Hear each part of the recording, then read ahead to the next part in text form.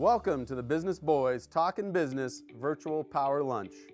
Please welcome your hosts, Tyler Price and Brian Magleby. Yeah, I am Tyler Price, and this is not Brian Magleby.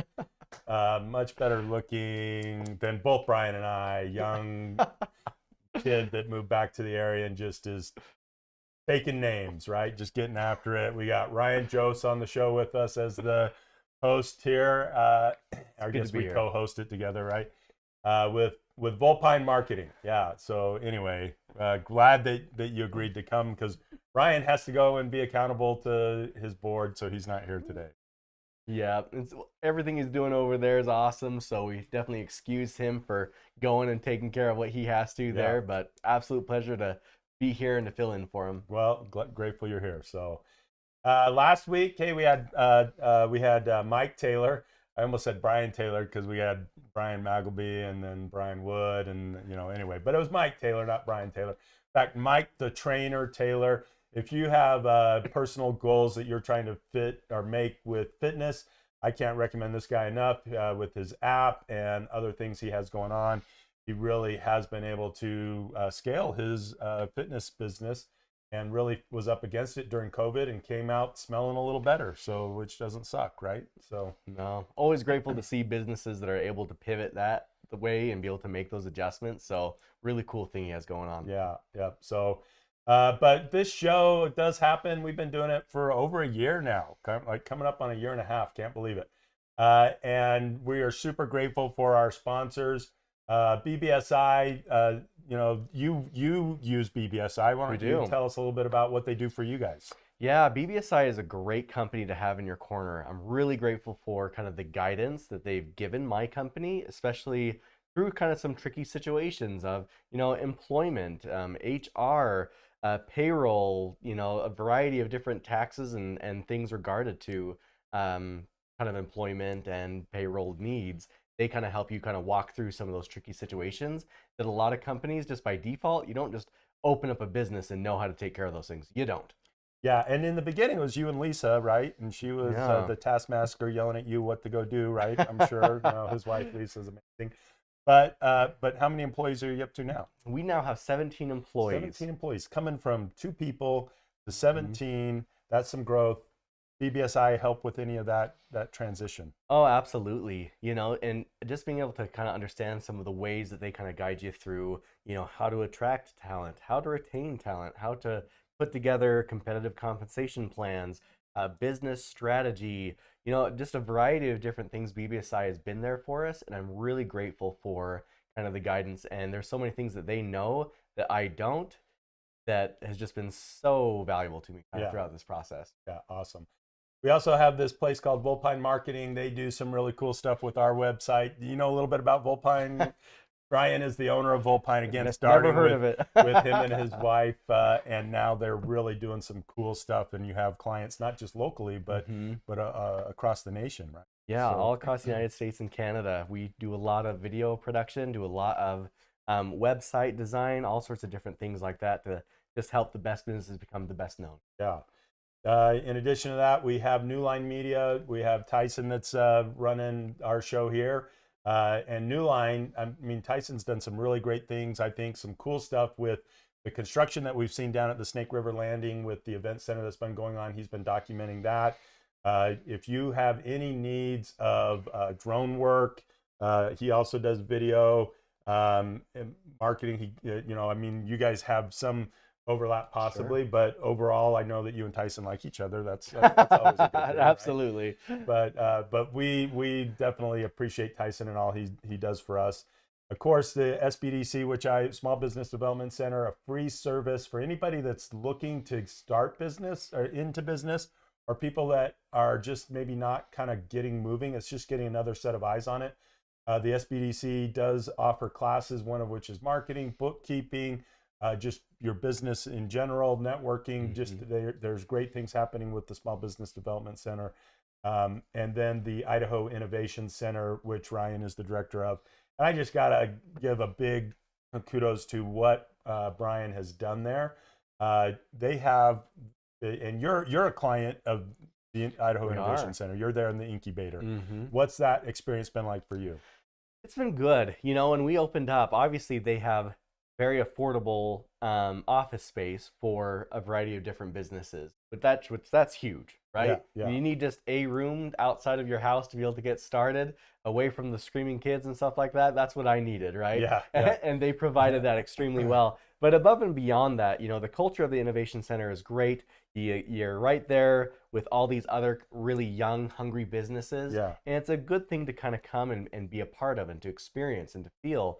So that's awesome. But then also they provide a variety of great resources, including, you know, in conjunction with the SBDC, the classes of, you know, being able to function inside QuickBooks, be able to do marketing, different things like that. They provided a variety of great resources, not only for me, but for the other companies that are there as well. Yeah, and again, this is the thing I'm going to say is the clients that come there, because you're not allowed to stay there forever. There is you sign up and you are renting space, and at some point you become successful. They do make you leave. It's an incubator. But Brian has helped businesses in the Idaho Innovation Center here in Idaho Falls is running at a 95% success rate, which is just unheard of. So anyway, so grateful to our sponsors. But today is not about anything other than Brian Wood and the cool stuff that this guy has going on. Brian, his family's been here in Eastern Idaho for a number of years. He's 5th generation in a family business. In addition to the Wood funeral home, he has started the Brickyard Event Center. And we're going to run a portion of a video just kind of showcasing what the Brickyard is. Then we're going to have Brian come up and we're just going to talk a little bit about why he started, and, you know, just whatever we're going to go ahead and run that video.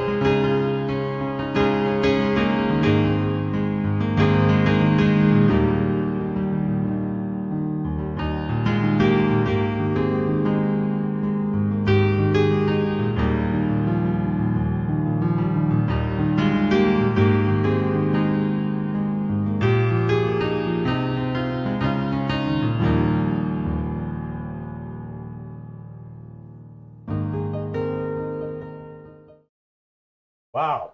That's here in Eastern Idaho, the Brickyard. And so you said, well, there's been this thing going on with COVID and construction prices are through the roof and it's hard to get contractors. So I'm going to build an event center that's never been built here in Eastern Idaho. That was kind of the process that was going through your mind? Oh, a little different than that, but yeah, there was some of those interesting things that happened along the way. Yeah. You want me to tell you about Yeah, jump let's into hear it. that? Yeah, let's hear that.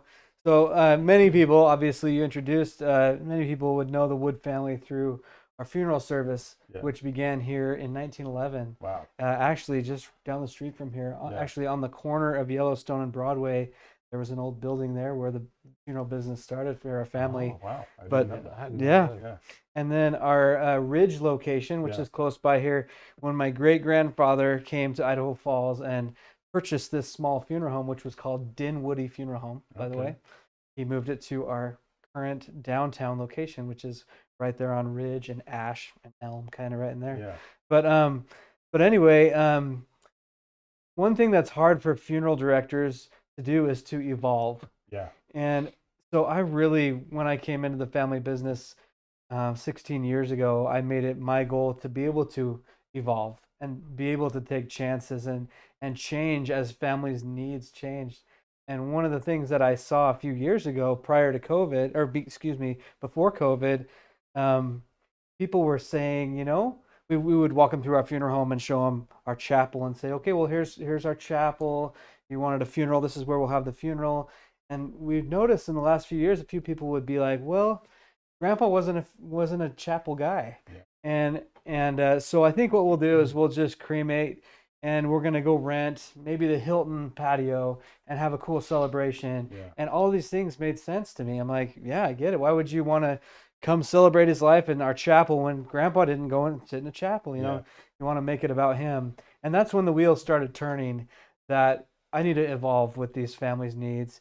A lot of the families that were planning funerals were no longer focused on tradition as much as they were on creating a really valuable personal experience for their loved one. Yeah. And so I had the opportunity across from our funeral home in Ammon to actually purchase some land.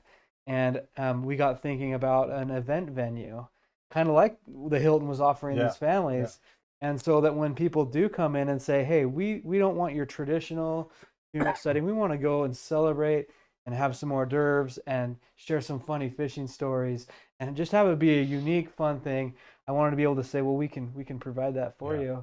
I remember going to the Hilton once and helping on one of those services, and the Hilton staff were just like, we don't know what to do here. You do it. And I'm like, well, I'm not sure how your PA says. So it was like, I'm like, it'd be really nice if we could do that. So anyway, I got thinking, well, why would we just want to limit it to these funeral families?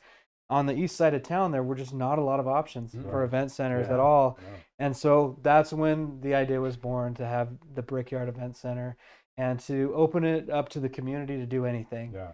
And just in the short time we've been open, we have had those funeral ceremonies over there, but we've also had several weddings and some really cool real estate events and an 80th birthday party last week, piano recital last week, just some really cool things. Hillcrest boys basketball won state, and they went and celebrated at the Brickyard. Right. And so that's kind of how it all started and kind of where we're at today. But yeah, I'm happy for any questions or whatever you want to. Yeah, no. So what is the planning of it? Because a lot of spaces that we do see in the area were built for a different purpose and then get repurposed. Right. So you started from the ground up saying we want it to be this. So how does that planning begin? Who do you use to do that, and what went into it? Because the pictures were really amazing. Right. We had a strong team. Yeah. I mean, prior to building our event center, Wind River Construction had been helping me on some other projects. They built our cremation center in Ammon, which is a beautiful building, and they really helped me with the design on that. And so I've kind of kept them close, and I told them, I said, hey, I know you're doing our cremation center, but someday I'm going to be building an event center. And when we finally decided to pull the trigger, I called them. Quinn Webb, the owner, he said, I have an amazing architect in Utah, in Salt Lake, who I'd like you to meet and go through his resume. He had 20 years of experience, and he was just going off to do his own independent thing. And Quinn's like, just draw him what you have in your brain, and he'll turn that thing into something beautiful and amazing. So I felt like a third grader. You're getting your crayon out. This perfect square, like with no so in the perfect square rooms. And anyway, and then I sent it off to this architect in Salt Lake, and in a couple of weeks he sent me the first draft, and it was exactly what I had laid out, but very architecturally and beautifully laid out before me.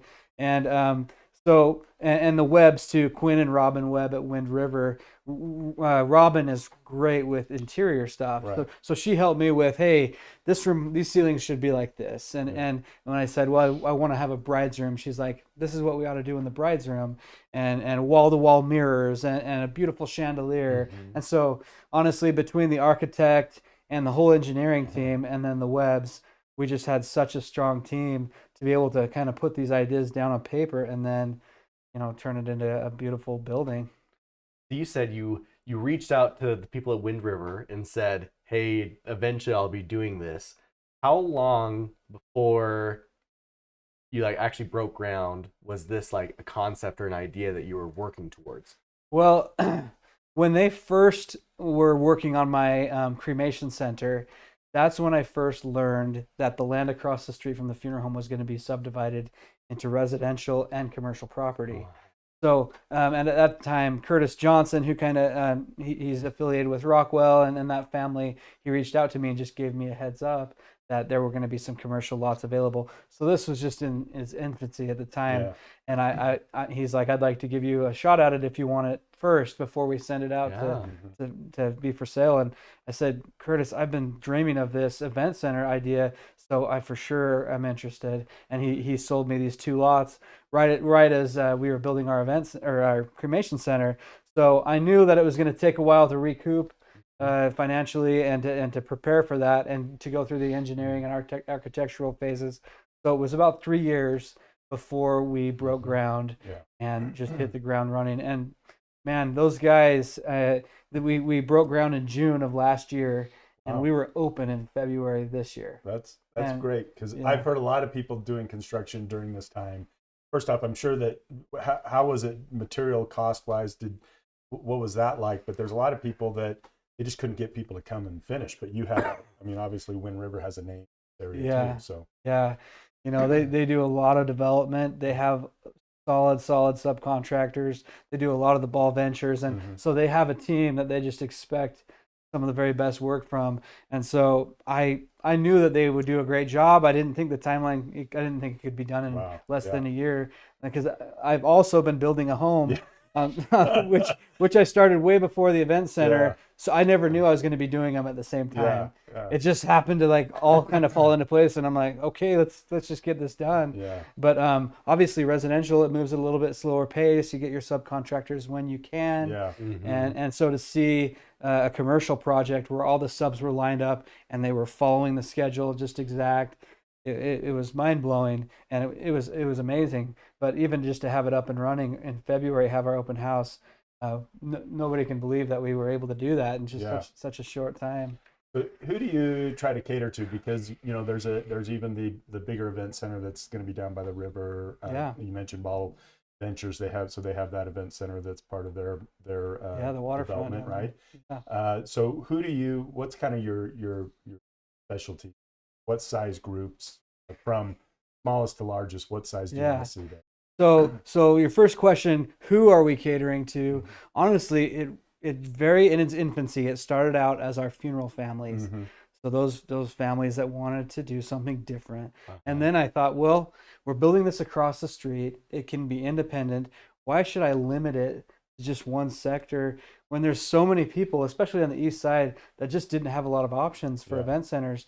There's a few barns and a couple little places that fit exactly what people want if they want that. But if they wanted an actual event center, there was no options in Ammon. They would need to go down to the waterfront or downtown event center. So it really was to really get anyone that wants to. I mean, I've had a phone call today about a quinceañera. Like I mentioned, we've had piano, wedding, real estate, and an investment group, all kinds of stuff. We had an 80th birthday party last week and a 60th anniversary. But size-wise, in our main assembly hall, including we have a covered patio and then an open back patio. That area holds 500 people. Yeah. So in your open like wedding reception where there's not a lot of chairs, you can really flow through that many people. If it was like a sit down luncheon, which we've done a bunch of those already with your big round banquet tables, we fit anywhere from 100 to 125 people for that. And so yeah, I mean, size wise, really any type of group or event that wants to come in, and then up to 500-ish people. Yeah. So it's perfect. You mentioned food, so tell us about the kitchen. Yeah, so we have a beautiful catering kitchen, really nice big kitchen for caterers to come in and use. One thing that we did, I've grown up and I was raised in Idaho Falls, and I know about Idaho Falls winters. I've been here my whole life. And I just picture all these buildings that have been repurposed as event centers, and all these cute little caterers carrying these things in the winter into the building and trying not to spill. So right behind our kitchen, we have an enclosed garage as well. Nice. And so as these caterers bring in their food trucks or their vehicles that they use for their food prep, they can pull it right in, and that walks right into our kitchen. Yeah. So we've had multiple companies already. They come right in, they plug right into our garage, and they're cooking right in their food truck or whatever, and then they bring it into the kitchen and serve it. So that's been a really nice thing for them to be able to have an enclosed space and to be able to come in, shut the garage there in a warm enclosed space, and they can serve. So that's been a really nice touch for us. Yeah. That's really, like, I always admire it when I see that people put like a lot of thought into their facility or business or anything of that nature. So you mentioned the cool garage feature, right? Like that was really incredibly thoughtful. And I'm sure a lot of the caterers are like, thank you for that. Are there any other kind of things that are pretty unique to the building that you're like, no one else would have thought of this, but we sure as heck did? I'm glad you asked that. So during the architectural stages, when we were explaining how I wanted this kitchen, we realized that above this kitchen there was going to be some open space, and because it's right off the assembly room, which has this beautiful tall ceilings that you saw in the video, and you obviously didn't want that in the kitchen. It just wouldn't work. Right. So we were able to put a mezzanine above the kitchen, and it's a really cool private balcony area where there's a set of stairs, and it's got a glass railing that you can kind of look over into the event area, and it's a cool place to just go up and sit and visit and catch up. We had a guy in town build us a cornhole set with our logos on it for our open house, and we usually just we have that down with our tables and chairs, and when people are setting up, they'll take the cornhole set up onto the mezzanine, and kids will go up there and play cornhole all night during a wedding reception. And so that's a cool thing. The mezzanine has been really fun to have, as well as our patios, and those are unique. I love a really cool patio, like a Park City grade patio. And I told, when I was visiting with Quinn Webb with Wind River, I'm like, Quinn, I want a beautiful fireplace that people can go out and sit by, even with some inclement weather. So I want it to feel open and nice, but still be enclosed enough where they can be out there when it's raining or even maybe a little snow. So he's like, you got to come to my house. I went to his house. He's building a house too. He has this beautiful fireplace that has a 7-foot insert, 7 foot wide. Wow. And altogether it's a 10-foot fireplace. He goes, he said, I saw this, and I said, I want that exact fireplace on our patio. So we have this really cool patio that has some open air, but the fireplace area is covered, so you can come out and sit there when it's raining, so you can use it longer during the year. Then outside of that, we have these barn doors that open up to a beautiful water feature. Oh, wow. And we were able to just turn on the water feature last week for the first time for our wedding that we had. And it's just this beautiful waterfall with 2 more what do you call those, fire tables outside. So really cool areas. You can be indoors dancing, you can be a partially outdoor covered patio, or you can be out in the underneath the stars. So it gives people a lot of different things to go and enjoy, and those are some of my most favorite things. We also have a really beautiful bride's room that when we have weddings, it really makes them feel like this place was built for them. Like I mentioned, there's wall-to-wall mirrors. She has a private bathroom in there. It's just this beautiful area. And a few weeks ago, we had our first bride get married at the event center, and I stopped by as they were getting things ready, and I saw her in there. They were in there getting her hair done, and it just was exactly what we had hoped for. She felt special. So that's another cool thing, is we love the bride's room. as well as our stage. Our stage has a really beautiful piano, and so it's a multifaceted venue where you can enjoy it for a sad event, a memorial service. You can enjoy it for a funeral or a party. Yeah, so it's been a lot of fun. Sorry, I'm long-winded, but No, you're getting me excited. Exactly. We want to hear from you. We don't want to hear from us. Yeah. So now, if someone had the want for a live music, does the facility help with that? For sure. Good. Yeah, we've even had a few bands, like some local bands, stop in, like a country western band. They've left their cards, and we even have on our website, the brickyardevents.com, we have a link that says preferred partners. Yeah. And underneath that, you have some wedding planners, you have local florists, you have caterers, Nice. and we also have music options. So there's people in there that do wedding planning and play music, DJs. But we also have people like this band in there where people can contact them directly through our website and book them. But yeah, the stage, usually we would have a DJ in for that because our sound system, doesn't have all the bass and that stuff. Right. So a DJ would come and kind of set up the speakers for all that. But yeah, I mean, we'd have the patios open, the doors propped. People could come in and enjoy the live music. And Great. Yeah. That's good to know, because my wife's birthday's coming up and she was asking me where we were doing that. And she's a big Taylor Swift fan, and There you go. Ryan is a Taylor Swift cover band member. can you just get Taylor Yes. here? Yeah, that would be awesome. Wouldn't yeah. it? Yeah. Yeah, we definitely can. Yeah.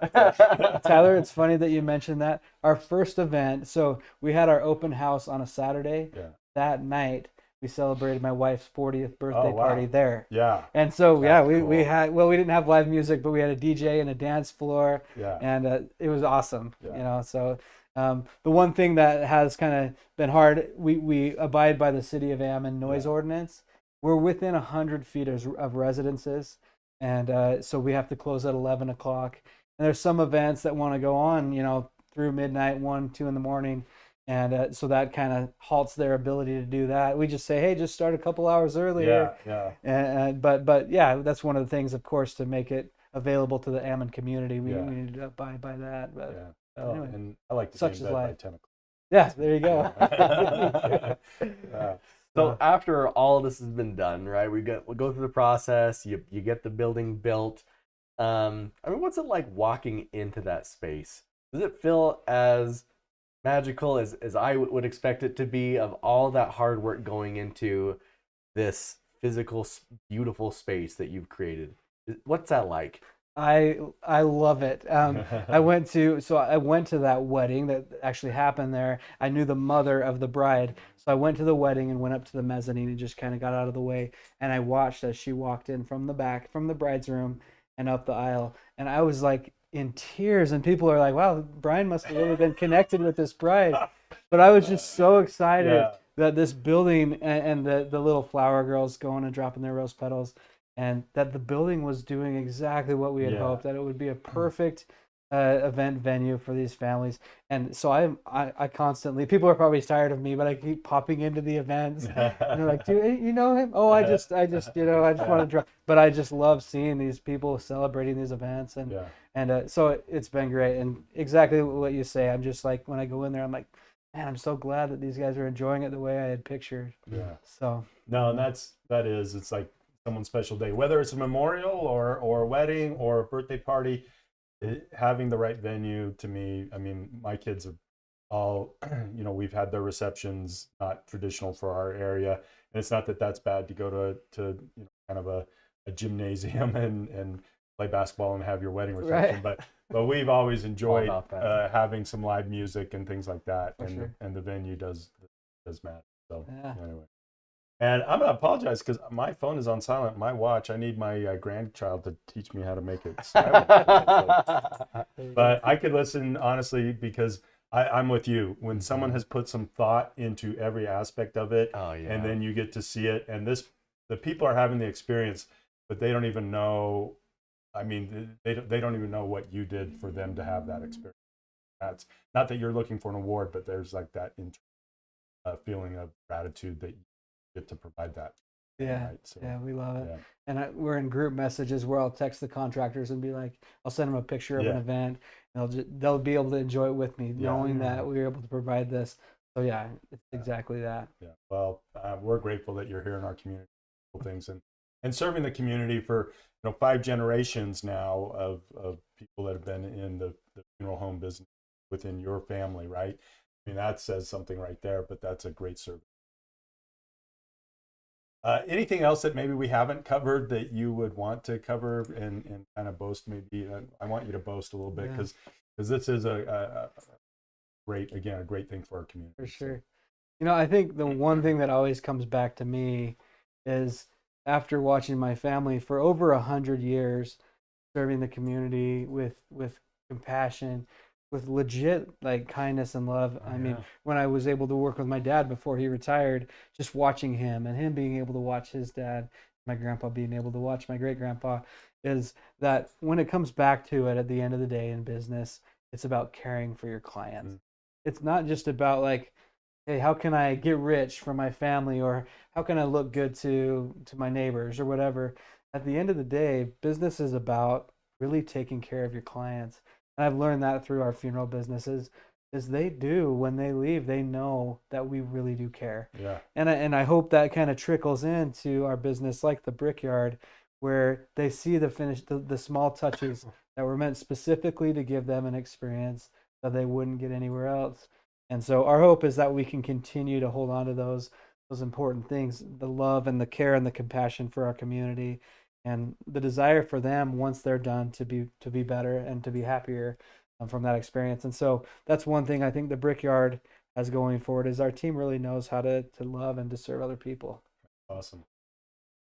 So you had a quote that we want you to share with us and maybe give some insight. Yeah. And we're going to keep you here and go through some training on a book. But let's start with that quote. So the quote that came to mind when I was first kind of talking to Brian about this is this one by Seth Godin, which is that there's no shortage of remarkable ideas. What's missing is the will to execute them. And there's so many great ideas. I have 2 brothers that are twins, and they're the king of entrepreneurial, really cool ideas. But it's a hard thing to actually go from the ideas to actually hitting the ground running and accomplishing and executing those things. And that's one thing I've loved to be able to do. Having our funeral business already set up, it's really allowed me to branch out and to add a cremation center and give me some collateral and backing to be able to do that, as well as the Brickyard. But I would say, one of the things I mentioned is someone that wants to go make it big in the restaurant industry. One of the things I said in my interview with you guys earlier was, we'll start out with a shaved ice stand and learn business and just start out small, but go and execute those things. And like I said, everyone has ideas, but if you go and chase those ideas and execute them, that's how it's going to happen. No, and I think you're definitely living up to that, because you had built your cremation center, you had an opportunity, you knew you wanted to do it. You didn't say, because when you invest, you got to get return on that investment before you should reinvest. But for sure. And then you built the house on top of it. So good for you that it's not, because there is a stomach to hey, I have this idea, now I got to go execute. Right. And even Ryan, I mean, you had a pretty good gig over in Twin Falls, and it's like, well, let's move back. We don't really have clients, and let's make this thing right. And takes some doing, and I don't know if you could want to speak to that or not. But well, it's the same thing with you. Yeah. I mean, I've had that same conversation with you of you opened up the school there, Austin Cade. Had 0 clients. Yeah. Then I opened up, we had 1. Yeah. We had 100% more than you did. Yeah. But still not much. It is a big risk, but that's awesome that you were able to kind of grow from one business to kind of rolling into kind of expanding within kind of the same kind of service area. And then now this is another one that's, I mean, certainly you can serve some of the same clients, but you open it up to a lot of different clients now. For sure. For sure. I see it being very successful. We hope so. We're grateful. Awesome. Thank you. But Brian did bring a gift, and so we'll have somebody, whoever can answer the question, how many generations have been involved? I know I should have it be more about the brick house, but this is a big deal, right? I kind of started giving it away. Now we got to come up with a different question. Brian, come up with a different question about what we talked about, because I just said 5 generations after I'm trying to go into how many generations. Okay. That doesn't work. So all right. So first person to answer this then. I mentioned earlier that our family business was there for 5 generations, and I think I mentioned the year that it was started. Yeah, So what you did. year did our family business start here in Idaho Falls Wood Funeral Home? I know it. And whoever can text that, Brian brought a 146-piece mechanical set tools, right?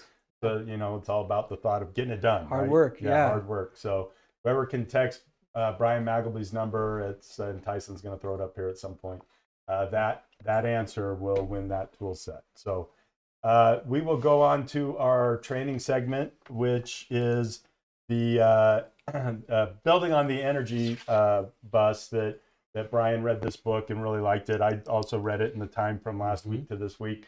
And in the book, it has, and we're supposed to give one of those away too, but we're going to let Brian give those away. We're going to give a tool set away.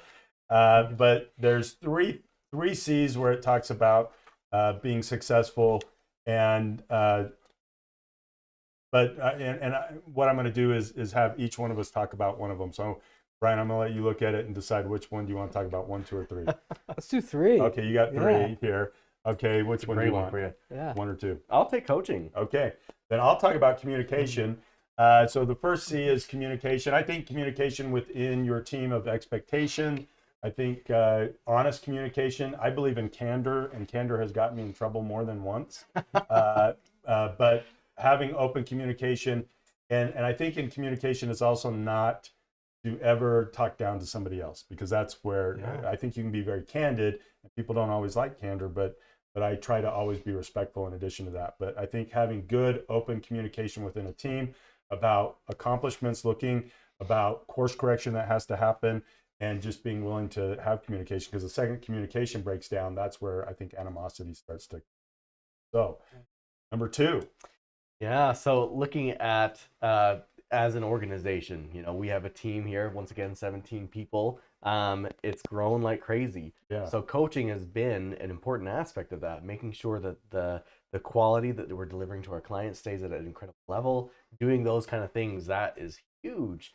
And there's the saying that you can either change the people or you can change the people. Yeah. and I've always loved that, because it's kind of like, you could say, oh, well, so-and-so's not performing, out, know, and then you'll bring someone in who probably performs at a comparable level, maybe just a different way. Yeah. But you could take that person from wherever they are, and if they're the right person, you can grow them to be whatever they need to be. But it's that coaching component that is so important, and there's the Jocko Willink quote. I think he says that there are no bad teams, only bad leaders. Yeah. And I mean, that's got to be a big gut check for a lot of people about the importance of leadership and training and coaching and developing our team members and things like that. I think that's absolutely important. I don't think there's such thing as an organization that becomes great without being able to grow the people that are inside of it, are kind of integral parts of it. Very awesome. Awesome. Thank you. Now, clean it up for us. Sir. Hey, this is awesome. I'm glad you let me do bullet point number 3. Yeah. But caring, that's really where it all boils down at the end of the day, is what do your clients really need, and how can you put yourself in their shoes, empathize with their situation, no matter what it is. If they need a certain kind of marketing, how exactly can you deliver it that they want it and need it, not just how you think it should be done. And that's a big belief of Wood Funeral Home is, and our community has felt that, is that our family really envisions ourselves in their shoes and tries to go through that experience with them. I think when we care about our clients, at the end of the day, we're going to do it right. Yeah. And so I think that's such a huge aspect. I'm glad it's part of the 3 C's of this book. Well, and Brian Maggleby did buy extra copies of this book, so he'll be giving some of these away. But today we're giving away Brian Wood's Works tool set here. And so the text message up there is 208-520-9400 for Brian Maggleby. He's sitting in a board meeting right now, and he's getting text messages. Hopefully that's funny. Wish him well in addition to. But the question is, what year was Wood Funeral Home established here in Eastern Idaho? Yeah. Right. So that's the question. Anyway, I am Tyler Price. I'm Ryan Joseph, Volpine Marketing. Ryan Wood of the Brickyard and Wood Funeral Home. Yeah, and we're grateful to have been here today to have this discussion. I believe we have a training video we're going to end on, and have a great Tuesday. Awesome.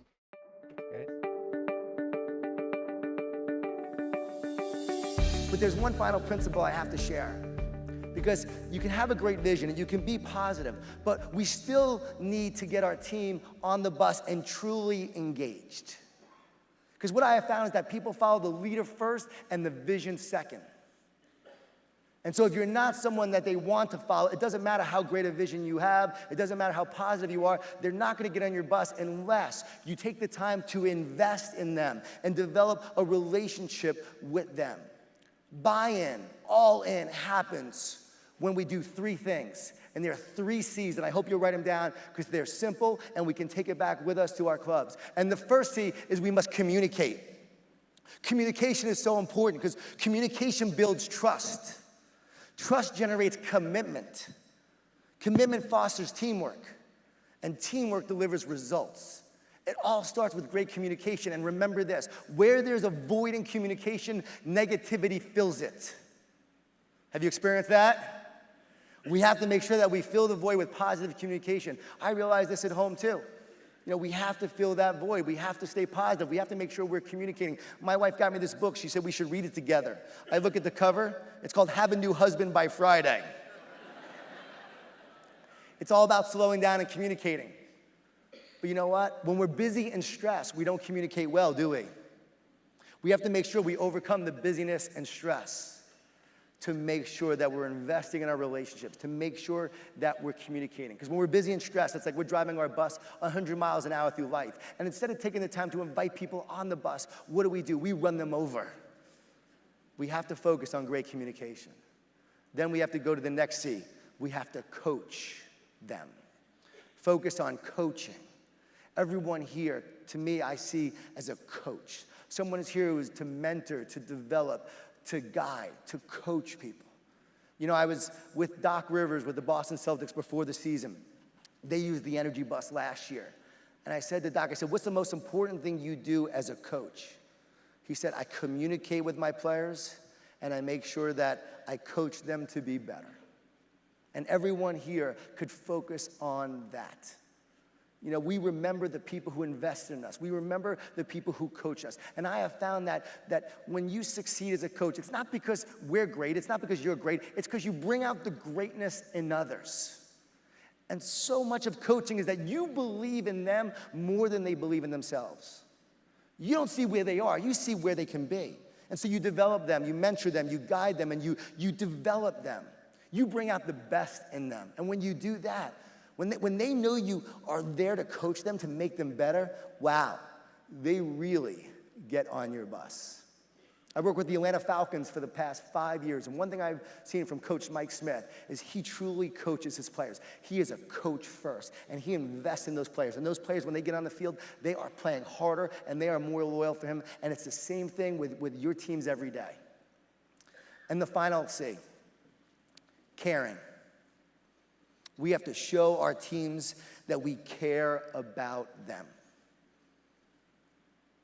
It's so simple, but again, the busyness and stress keeps us from caring about the people that we're supposed to care about. Remember that. Focus on showing your team that you care about them, and they will buy in and they will be all in. So how do we do that? We recognize them. We appreciate them. We say thank you. Remember those 2 simple words, thank you. You know, companies spend billions of dollars on recognition programs, but you know what people really want? They want a sincere thank you. Just appreciate me.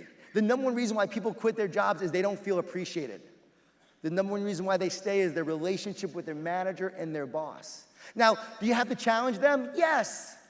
Do you have to sometimes push them? Yes. Remember this. Not tough love, but love tough. See, I believe in tough love, but for it to work, love must come first. If your team knows you care about them and you take the time to invest in them, they will allow you to push them. And that is what really creates an all-in team. It's that care, it's that love, it's that investment, it's that recognition, and it's that appreciation. And that makes all the difference when we do that, and we focus on that. And by the way, guys, I tried this at home, and it works at home too. And I realized it's about the little things. Told you about my wife. Well, I called up Ken Blanchard, author of The 1 Minute Manager. I said, Ken, I'm speaking all the time on the road. I'm traveling a lot. I come home, I'm exhausted. And what does my wife want? She wants a neck massage, Ken. I said, Ken, I deserve the massage. What should I do? He said, John, give her a massage. He said, if you don't, someone else will. So guys, you know what I do now? I give the neck massage. I help with laundry. I've become really good at laundry. I do the little things. And you know what I found?